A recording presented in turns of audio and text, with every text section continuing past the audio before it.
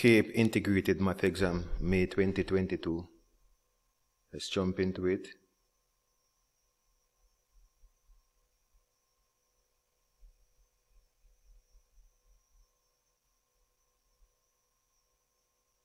So question 1. Figure 1 shows a graph of the function f defined by f of x equal to x squared plus 2x plus 5. So here we have the graph, and so that's a parabola there, quadratic function, and we are asked to state why the function has no real solution. So if you look closely at the graph, notice the graph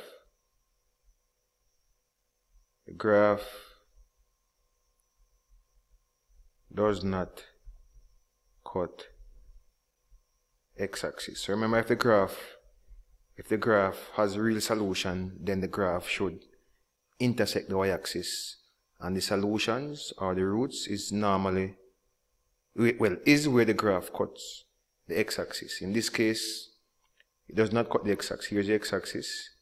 It does not cut the x-axis, so hence the graph has no real, the function has no real solutions.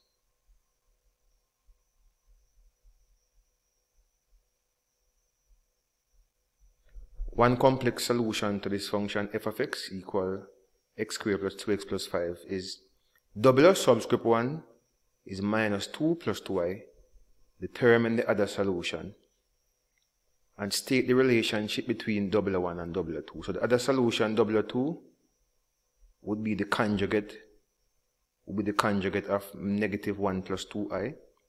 So negative 1 plus 2i, the conjugate, we just change the middle sign there. So negative 1 minus 2i.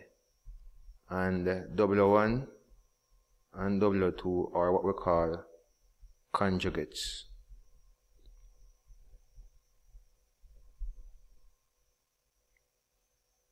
Determine the modulus of W subscript 1. So the modulus formula for W subscript 1 will be square root of the real part square represented by x plus the imaginary part square represented by y. So the negative 1 represents the x, positive 2, which is the I coefficient, represents the y. So in this case, the modulus would be the square root of negative 1 square plus the y, which is 2 square. And of course, negative 1 square, that's negative 1 times itself, plus 1, 2 times 2, 4. So that's root 5.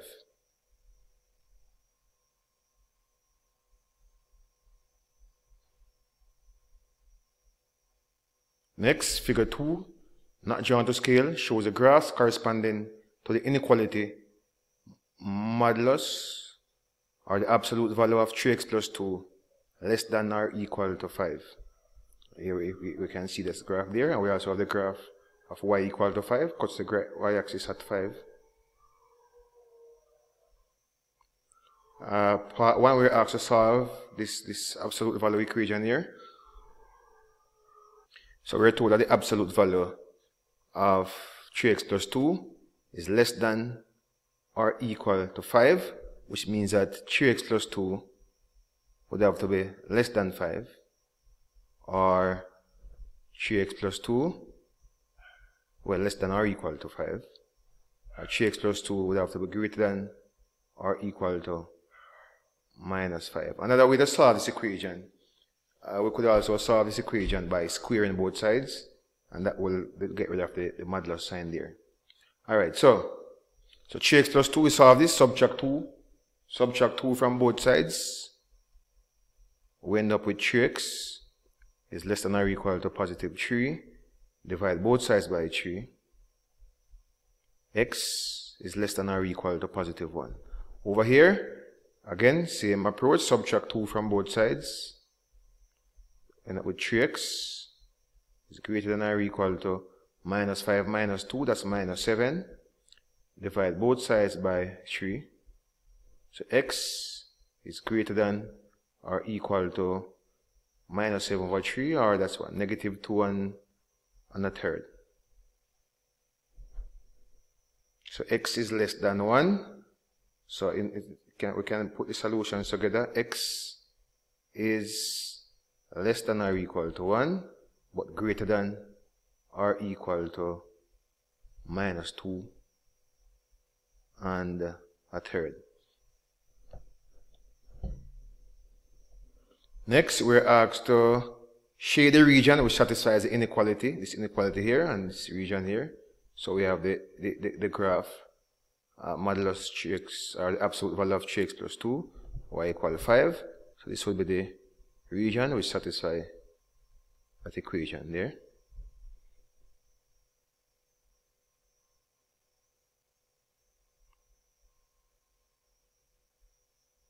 Next, part C. Find the coefficient of the x term in the expansion 5 minus x over 3 all cubed. So let's expand let's expand. If it's to the power of 3, so if I use Pascal's triangle, the coefficients would be, let me see, 1, 3, 3, 1. If I'm using Pascal's triangle, I'll be using these as my coefficients. So let's just expand this binomial, and all we need is a term in x, is the x term, all right, to get the coefficient. So the first term here, so in the bracket there, 5 takes the power outside here, which is 3, and in the second term, negative x over 3 will take the power 0, and then as we go on, and the coefficient here is 1, so 1 plus the second term. Now the coefficient here will be 3. All right, and 5. So the pattern here, the 5 here, the power will start falling, and for the other term, the power will start rising. So that's negative x over 3 to the power of 1, and the next would be again the coefficient here is 3. 5 power falling, so 5 to the power of 1, negative x over 3 to the power of 2. That's rising. And of course there would be one more term.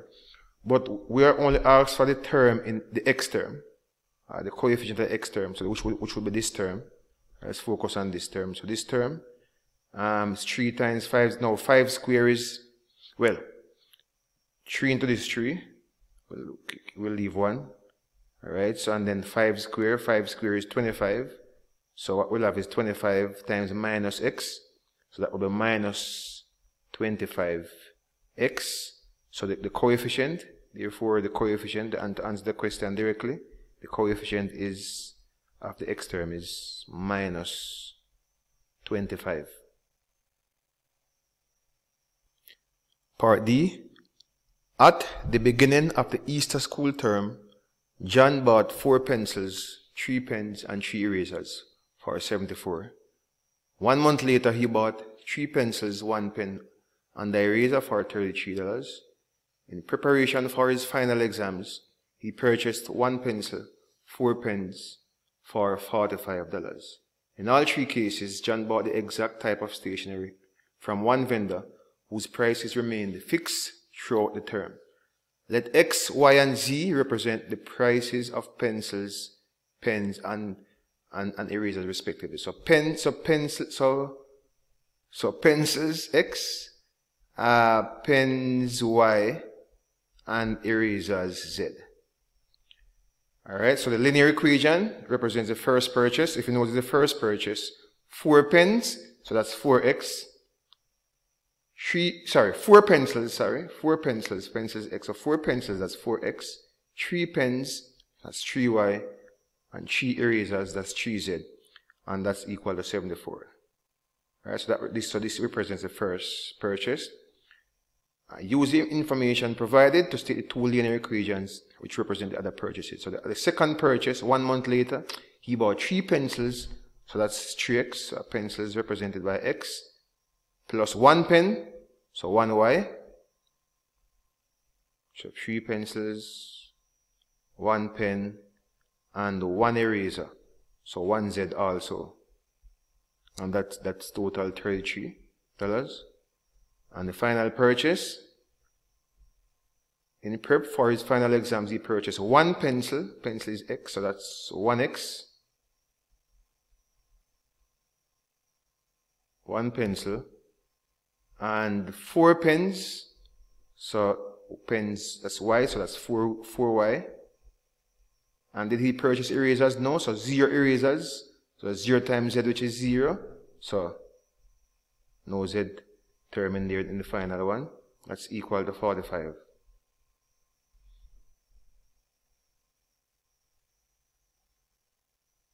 Construct an augmented matrix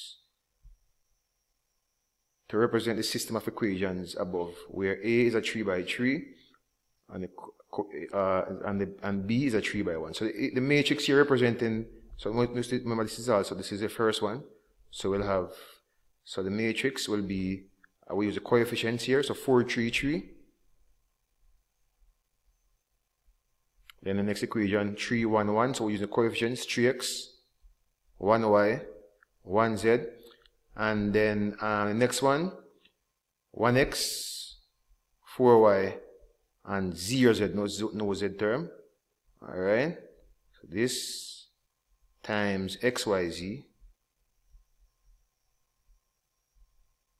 should give us the totals here, which is 74, 33, and 45.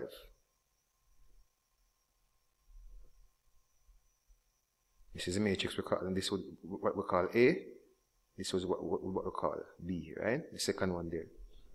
Just put it closer. Alright, next. What else we're asked to do now? So we're asked to do, now we are told that the determinant of A, that's a 3 by 3 matrix, is 20. Use Kramer's rule or otherwise to calculate the cost of one pencil. Now remember, pencil was represented by X, was it? Pencil was represented by X. So to calculate the value of a pencil is equivalent to calculate the value of X. Alright, using Kramer's rule. So we are told determinant of A, here's the determinant of A. So we need now determinant of A subscript X. So let's find determinant of A subscript X. And to get the A subscript X, we simply replace the X coefficients, the 4, 3, 1, the first column here, with the values over here, which are 74, 33, 45. Everything else in A will be the same, so 314, 310. So let's find the determinant of this matrix, A subscript X. So, determinant here, so with the 74, using the cofactor method, so 74, and the cofactor of 74, to get the cofactor of 74, we erase the row the 74 is in, and the column the 74 is in, and we are left with 1, 1, 4, 0, so we cross multiply and subtract. Alright, so 1 times 0, which is 0, minus 4 times 1, that's minus 4. Alright? Minus, well, the next term, the next value in the top row there is 3. I want to multiply 3 by its cofactor. Now how do we get the cofactor of 3? Let me just, it's there. To get the cofactor of 3, or any term in the matrix, to get the cofactor of 3 there, the second value in the top row, you could delete the row, its term is in, delete the column. So what we're left with, 33, 1, 45, 0. We cross multiply and subtract, so 33 times 0, that's 0, minus 45 times 1, that's 45. Plus, so we know to alternating the signs, 74 minus 3 and then plus 3. And then now for the final term, which is also 3, we're going to multiply it by its cofactor. And again, how do we get the cofactor of the final term there in the top row? cross out the row it's in, cross out the column is in, the column is in, and see what we end up with. 4 times 33 minus 45 times 1. What's 4 times 33? 2 times 33 is 66. 2 times that. So that's what, 132. So that's 132. And then 45 times 1, that's minus 45. Let's do the calculation now.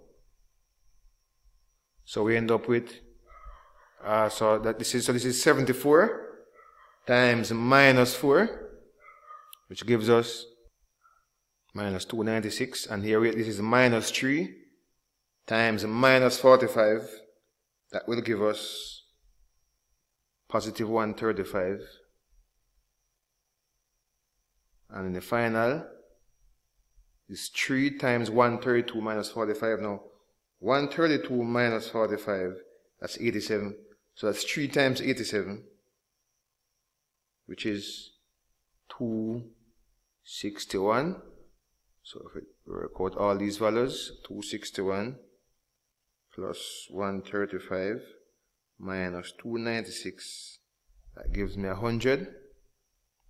So the determinant of AX is 100. So we represent it like that. Determinant of A subscript X. And how do we get A subscript X again? We replace the elements in the first column, sorry, by all of these values here. And then now, how do we get the value of X? Using Cramer's Joule.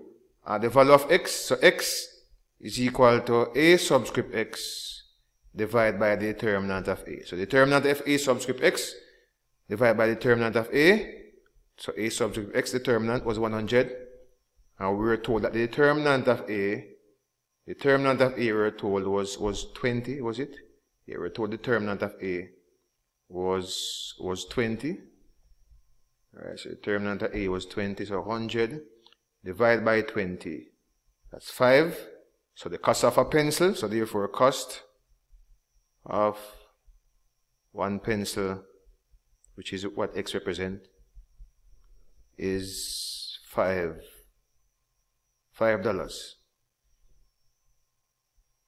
Question 2, here we have an exponential equation to solve. To get rid of the denominator here, we could multiply both sides by 3 to the positive x, so 3 to the x times that. And on the right hand side, we multiply the right hand side also by 3 to the power of x. So here, 3 into x, 3 to the power of x, into 3 to the power of x. So we'll be left with 9 to the 2x plus 1 equal to 1 times that, which is 3 to the x. Notice we can write both bases as base 3. So 9, remember 9 is 3 square, so we rewrite the 9 as 3 square. On outside here we have 2x plus 1 equal 3 to the x. And of course, we can take the product of the powers here. So 2 times 2x, that's 4x, and 2 times 1, that's 2, equal to 3 to the power of x.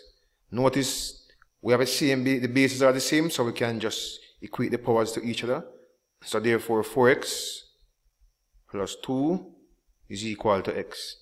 And of course, solving for x, we can subtract x on both sides. So grouping, we end up with 3x equal to negative 2. And divide both sides by 3.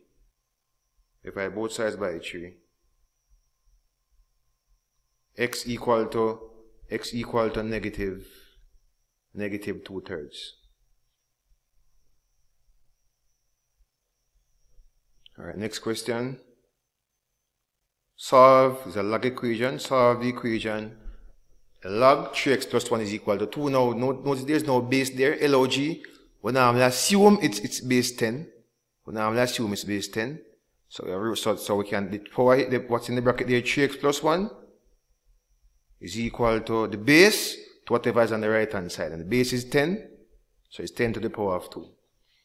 Alright. So 3x plus 1 is equal to 10 squared is 100.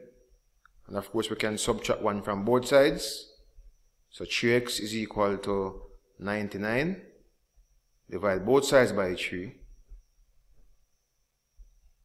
x is equal to 99 divided by 3, that's 33. Next.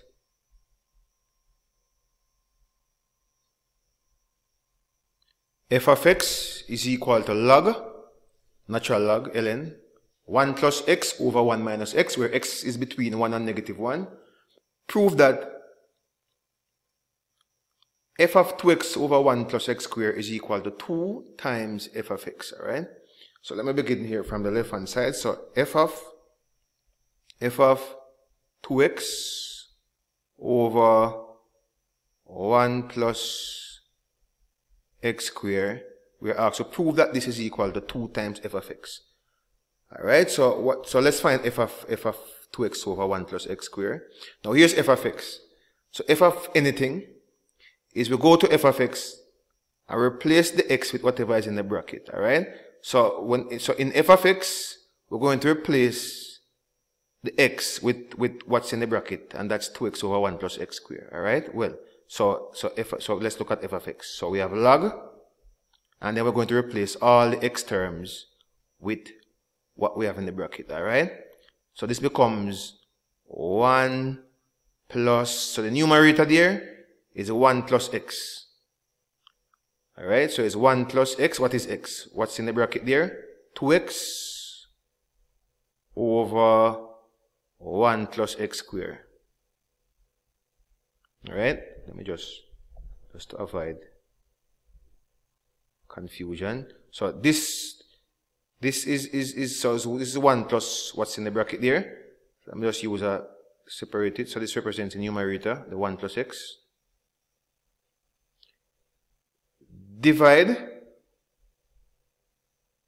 I could just put it over, but let me use the division here. Divide by 1 minus x. So divide by 1 minus x, and again we're replacing x with whatever is in the bracket.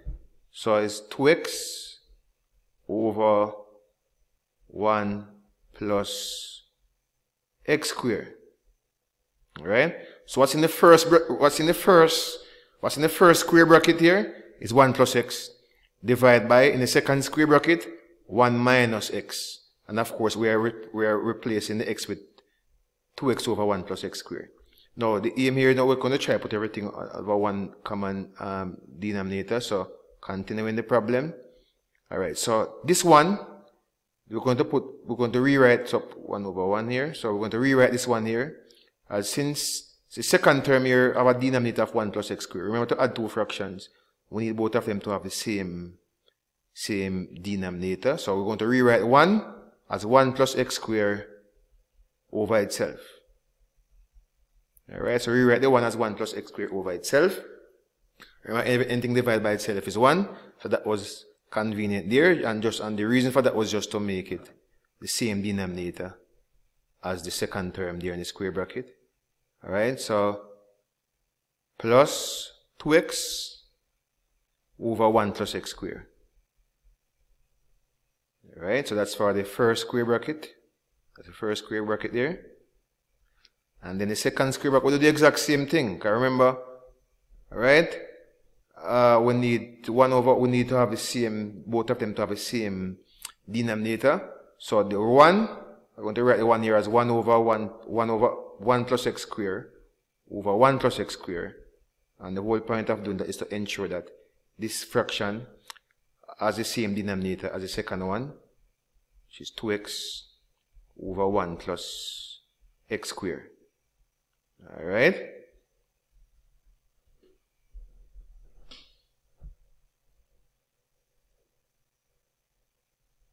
So continuing.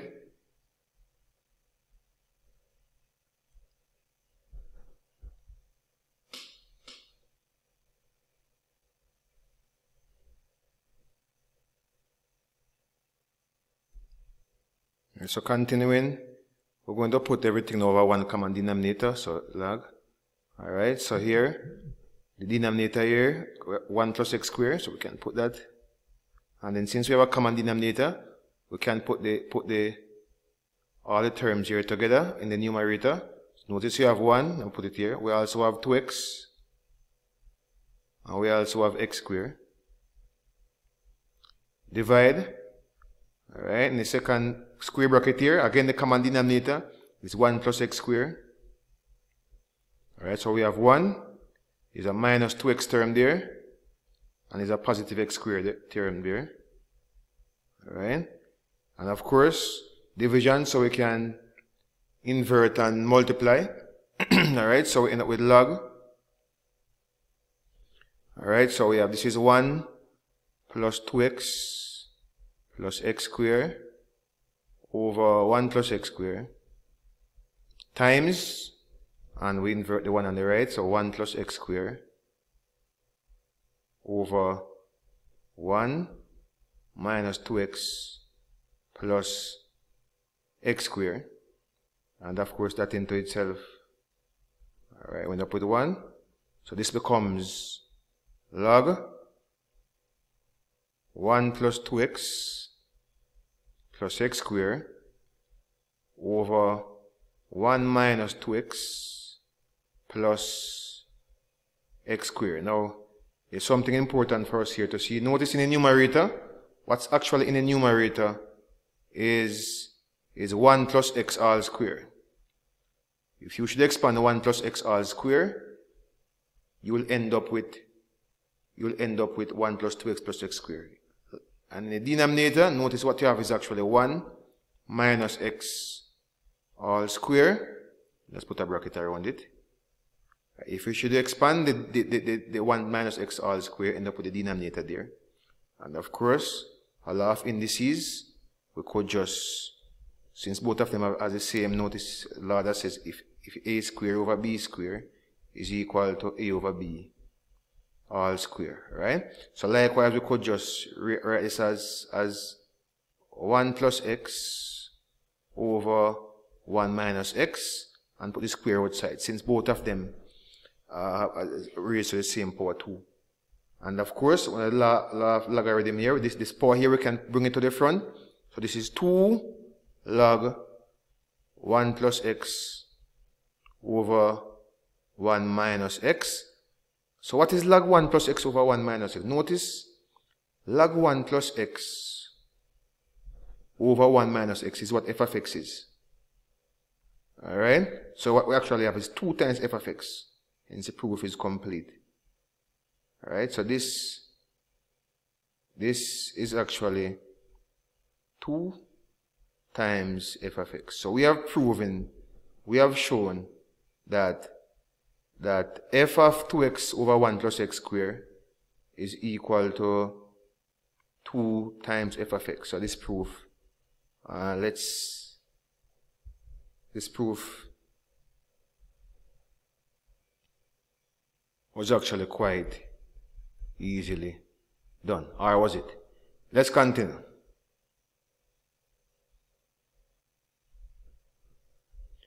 On February the 1st, 2021, Noah deposited $4,500 into a savings account which pays simple interest at a rate of 4% per annum, with February 1st, 2022 being the beginning of the new transaction year.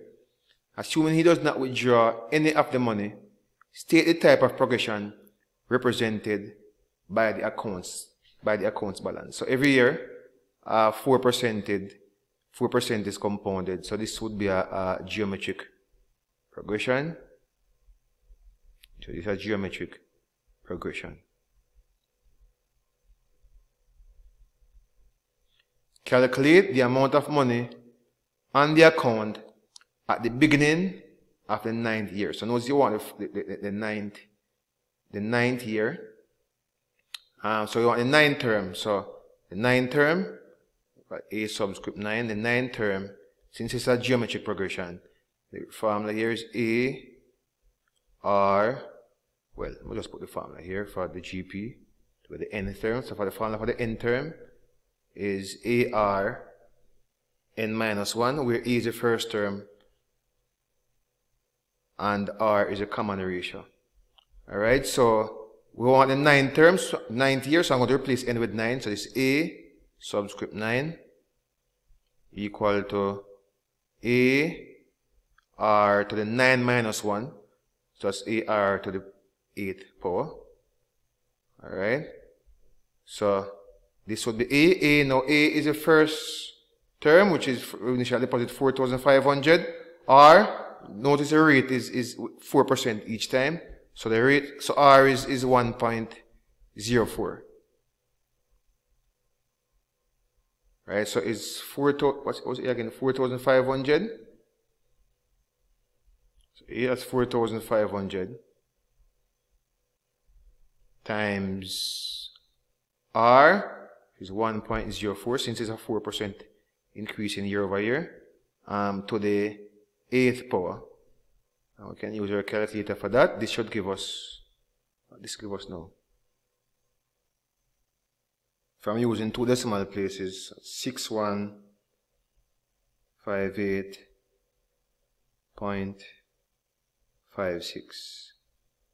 So this is the amount of money that should be there in the 9th year.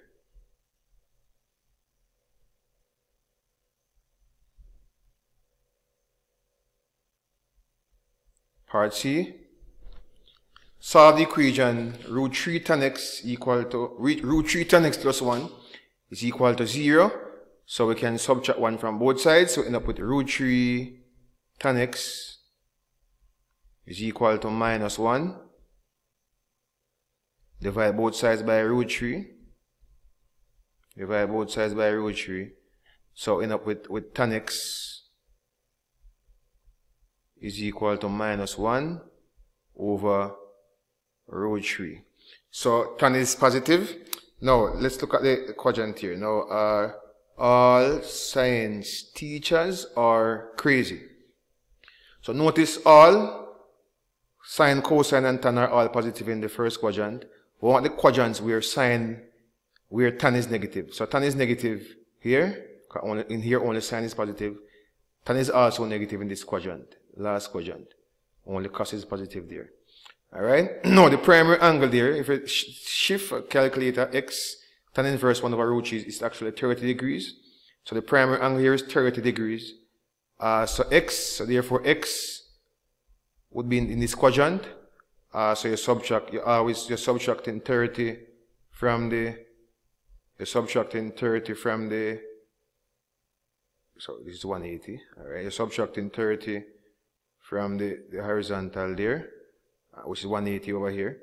So 0, 90, 180, 270, and 360 is a complete revolution there. Alright, so we subtract, so this quadrant here, to get this quadrant, you'll subtract 30 degrees. I'm using degrees here, so we end up with 150 degrees. And then R, tan is also negative in the final quadrant. The horizontal here, 360. So we're subtracting 30 also from 360 to get it in this quadrant. So 360 minus 30. That's changed at 30 degrees. But the question asks us for the angle in pi radians. So to get it convert to radians, we can multiply by pi over 180. Can multiply by pi over 180. So 150 over 180. That's how much now? 15 over 18. Divide both sides by 3. That's 5 pi over 6 radians. Multiply 330 by pi over 180 to convert to radians. We end up with what? 33 over 18. Divide both sides by 3 with 11 over 6. So that's 11 pi radians 6. Alright, so that will be the solution in the radians. So question 2 part C. A polynomial defined by f of x is equal to x cubed minus x squared plus px minus 3, where p is a constant. Given that x plus 1 is a factor of the polynomial, find the value of p. So if x plus 1 is a factor, mean that f of minus 1 would give us no remainder, 0. So f of minus 1, I replace all the x values here with minus 1. So x cubed become minus 1 all. Cube minus x square becomes minus 1 all square plus px. So remember, x is f of negative 1, so it's p times minus 1, that's minus 1p minus 3 is equal to 0. Let's solve this. So minus 1 to the power of 3, that's minus 1. Well, the square negative 1 is positive 1, but minus times that, so it's minus 1 again. Minus p minus 3 is equal to 0. We can just group. Let me just add p to put the p here. So then I end up with minus 1, minus 1, minus 3. So a p is actually negative 5. So minus 1, minus 1, minus 3. I don't keep the sign. So the value of p is negative 5. So p is equal to negative 5. Part 2. Figure 3 shows the graph of f of x in D1. Draw a cross x at the point on the graph that corresponds to a root of f of x is equal to 0. So the root is just where the graph cuts the x-axis, right, which is here. That's one place. And also we cut the x-axis here. So the roots will be negative 1 and positive 3. X equal negative 1, positive 3.